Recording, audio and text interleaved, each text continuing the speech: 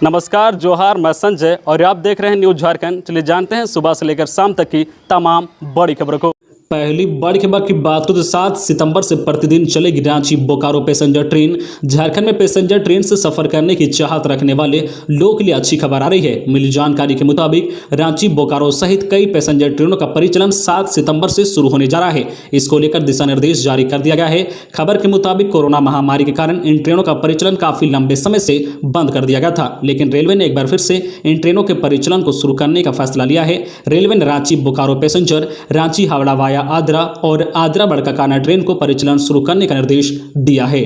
अगली बड़ी खबर की बात करें तो रांची में एनएचएम के खाली पदों पर होगी बहाली। 160 रिक्त पदों पर स्टाफ नर्स, टेक्नीशियन, काउंसलर और डेटा मैनेजर की होगी नियुक्ति। रांची में नेशनल हेल्थ मिशन के तहत रिक्त विभिन्न पदों पर नियुक्ति की जाएगी। इस संबंध में जिला प्रशासन की तरफ से जरूरी दिशा निर्देश जारी कर दिया गया है। 1 महीने के भीतर नियुक्ति प्रक्रिया के लिए विज्ञापन जारी किया जाएगा। इसमें मुख्य रूप से रिप्रोडक्टिव एंड चाइल्ड हेल्थ में staff nurse, block data manager, RMCH, counsellor, AYUSH pharmacist की नियुक्ति की जानी है। नेशनल टीबी एलिमिनेशन प्रोग्राम के लिए फार्मासिस्ट की भी नियुक्ति की जानी है। एनएचएम के अंतर्गत संचालित विभिन्न कार्यक्रमों के लिए लगभग 160 रिक्त पदों पर नियुक्ति की जानी है। रिक्त पदों में 50% पद जो है सामान्य वर्ग, जबकि 50% अन्य वर्गों के लिए आरक्षित होंगे। अगली बड़ी खबर की बात करें तो गिरिडीह में जानवरों पर कहर बनकर गिरी आसमानी बिजली, एक साथ 30 पशुओं की मौत। जिले के 2 प्रखंड में बीते शुक्रवार की शाम आसमानी बिजली का कहर देखने को मिला है। गिरिडीह के 2 प्रखंड में वज्रपात से एक साथ 30 पशुओं की मौत हो गई है। देवरी प्रखंड के गरंग घाट में जहां 22 पशुओं की मौत हुई है, वहीं जमुआ में 8 जानवरों के ऊपर आसमानी बिजली कहर बनकर टूटी है। पशुओं के मालिकों ने आज समय हुई इस घटना को लेकर प्रशासन से उचित मुआवजे की मांग की है। जानकारी के अनुसार देवरी के गरंग घाट स्थित फफूंदी टांग में हंजू सोरेन, गोला सोरेन, बिश्वनाथ सोरेन आदि ने अपने जानवरों को चरने छोड़ा था। शाम करीब 5 बजे मौसम बदला और आसमान में बिजली कड़कने लगी। इसी दौरान वज्रपात हुआ, जिससे बस्ती के पास ही मौजूद कई जानवर इसकी चपेट में आ गए। जो है गाँव वालों ने बताया है कि वज्रपात से गाय, बैल, भैंस, बकरी, भेड़ और सुअर की घटनास्थल पर ही मौत हुई है। इधर जमुआ थाना क्षेत्र के कुरुमटांड निवासी राजू रविदास ने बताया कि उनके गांव में भी आसमानी बिजली गिरने से 8 जानवरों की मौत हुई है। गौरतलब है कि वज्रपात की वजह से इतनी बड़ी तादाद में पशुओं की मौत जिले में पहली बार देखने को मिली है। अगली बड़ी खबर की बात करें तो सरकारी स्कूल में परीक्षा 7 से प्रश्न पत्र भेजे गए। राज्य के सरकारी स्कूलों के बच्चों के मासिक जांच परीक्षा को लेकर झारखंड शिक्षा परियोजना निदेशक द्वारा दिशा निर्देश जारी कर दिया गया है। परियोजना द्वारा जारी पत्र में कहा गया है कि कक्षा 3 से 12वीं के विद्यार्थियों के लिए सितंबर से प्रति माह विद्यालय स्तर पर जाँच परीक्षा का प्रावधान किया गया है। इसके लिए झारखंड शिक्षा परियोजना द्वारा सभी जिलों को प्रश्न पत्र जो है भेज दिया गया है। विद्यालय बंद होने के कारण कक्षा 3 से 8 तक के बच्चे जो ड्रॉप बॉक्स में अपनी उत्तर पुस्तिका जमा करेंगे, जबकि कक्षा 9 से 12वीं तक के विद्यार्थियों के लिए विद्यालय स्तर पर परीक्षा ली जाएगी। कक्षा 9वीं से 12वीं तक के विद्यार्थियों की परीक्षा 7 से 10 सितंबर तक एवं कक्षा 3 से 8 तक के विद्यार्थियों की परीक्षा 7 सितंबर से 15 सितंबर के बीच ली जाएगी। परीक्षा को लेकर सभी जिलों को 20 सितंबर तक इसकी रिपोर्ट झारखंड शिक्षा परियोजना को देने को कहा गया है।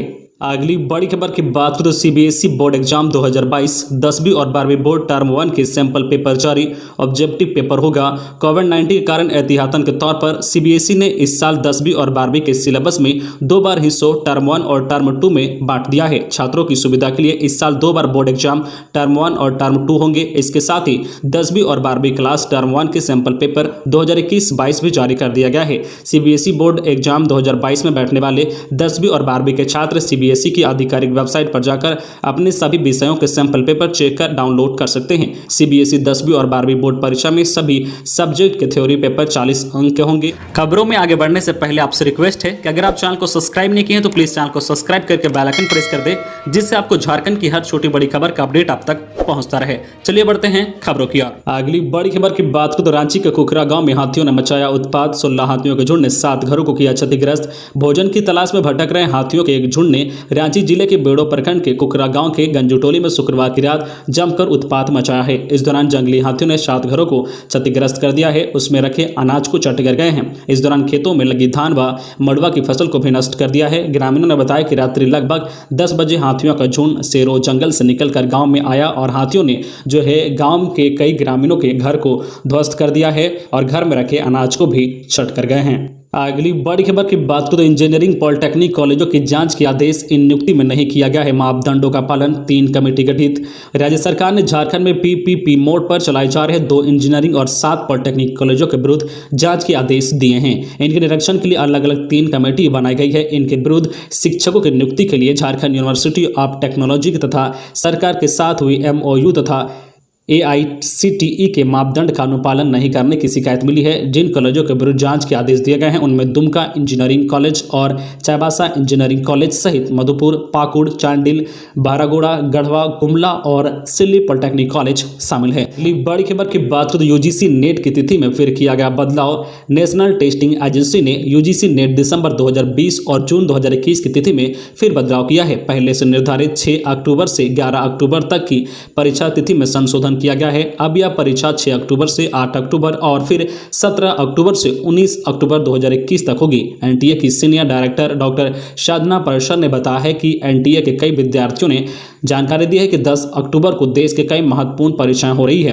तिथि के टकराव के कारण परीक्षार्थी उलझन में हैं। विद्यार्थियों को दोनों परीक्षाओं में शामिल होना जरूरी है। छात्र हित में NTA ने परीक्षा की तिथि में संशोधन कर दिया है। परीक्षा 2 पाली में होगी। पहली पाली की परीक्षा सुबह 9 बजे से दिन के 12 बजे तक और द्वितीय पाली की परीक्षा दोपहर 3 बजे से शाम 6 बजे तक होगी। अगली बड़ी खबर की बात करें तो जेई मेंस फर्जीवाड़ा। मेंस सोलवर जमशेदपुर का रंजीत इंजीनियरिंग पढ़ने गया था बेंगलोर, अब 12 लाख में सॉल्व करता है दूसरों का पेपर।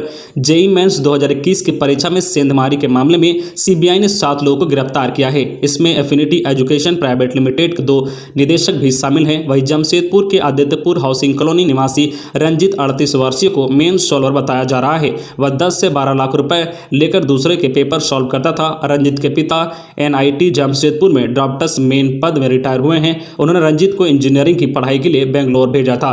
पढ़ाई के दौरान ही वह इंजीनियरिंग कॉलेज में एडमिशन कराने वाले गिरोह के संपर्क में आ गया। अपने परिचितों के बच्चों का एडमिशन कराने लगा। देखते ही देखते वह मुन्ना भाई बन गया। पेपर सॉल्व करके उसने करोड़ों रुपए की संपत्ति बनाई। अगली बड़ी खबर की बात करें तो टेंडर में थी गड़बड़ी। रिम्स के जन औषधि केंद्र का टेंडर रद्द। सस्ती दवा के लिए और इंतजार करना पड़ सकता है। रिम्स में दवाई दोस्त को हटाने के बाद प्रबंधक ने दावा किया था कि 10 दिनों में टेंडर फाइल हो जाएगा और मरीजों को सस्ती दवा मिलने लगेगी, लेकिन प्रबंधन का यह दावा पूरी होने में अभी और समय लगेगा। रिम्स प्रबंधन ने जन औषधि केंद्र के लिए एजेंसी चयन को लेकर 19 जुलाई को टेंडर निकाला था और 19 अगस्त तक ऑनलाइन टेंडर भरने का समय था। टेंडर शुक्रवार को फाइल होना था, पर रिम्स निदेशक ने इसे रद्द कर दिया है। साथ ही नए सिरे से टेंडर क्राइटेरिया में बदलाव कर 2 दिन के भीतर 100 टेंडर के जरिए नया टेंडर निकाला है। बताते चले कि टेंडर प्रक्रिया में रिम्स प्रबंधन से भी गड़बड़ी हुई थी, इस कारण इसे रद्द करना पड़ा। टेंडर रद्द होने के कारण अब एजेंसी चयन में कम से कम 1 महीने का समय और लगेगा। इतने समय तक रोगियों के पास महंगी दवा लेने के अलावा कोई विकल्प नहीं रहेगा। अगली बड़ी खबर की बात करें तो प्रतिबंध। इस्लामिक रिसर्च फाउंडेशन पर फिर 5 साल तक लगेगा प्रतिबंध। केंद्र ने झारखंड से IRF की मांगी जानकारी। इस्लामिक रिसर्च फाउंडेशन IRF पर एक बार फिर से 5 साल के लिए प्रतिबंध बढ़ेगा। केंद्र सरकार गैर कानूनी गतिविधियों को देखते हुए 2016 में पहली बार 5 साल के लिए प्रतिबंध लगा दिया था। इसकी अवधि 16 नवंबर को पूरी हो गई है। इसके बाद केंद्रीय गृह मंत्रालय ने प्रतिबंध बढ़ाने की कार्रवाई फिर से शुरू कर दी है। झारखंड सरकार से भी इस गठन के बारे में विस्तृत रिपोर्ट मांगी गई है। इस संबंध में केंद्रीय गृह मंत्रालय के संयुक्त सचिव आशुतोष अग्निहोत्री ने झारखंड के मुख्य सचिव सुखदेव सिंह को पत्र लिखा है। उनसे संगठन के सदस्यों की गतिविधियों, उनके खिलाफ दर्ज मामले और उसकी स्थिति की जानकारी मांगी है। तो ये थी आज की झारखंड की टॉप बड़ी खबरें। इसी तरह झारखंड की हर छोटी बड़ी खबर देखने के लिए आप हमारे चैनल न्यूज झारखंड चैनल को सब्सक्राइब करके बेल आइकन प्रेस कर दीजिए, जिससे आपको झारखंड की हर छोटी बड़ी खबर का अपडेट आप तक पहुंचता रहे। तो आज के लिए बस इतना ही। हमें दीजिए इजाजत, फिर मिलते हैं नेक्स्ट न्यूज में।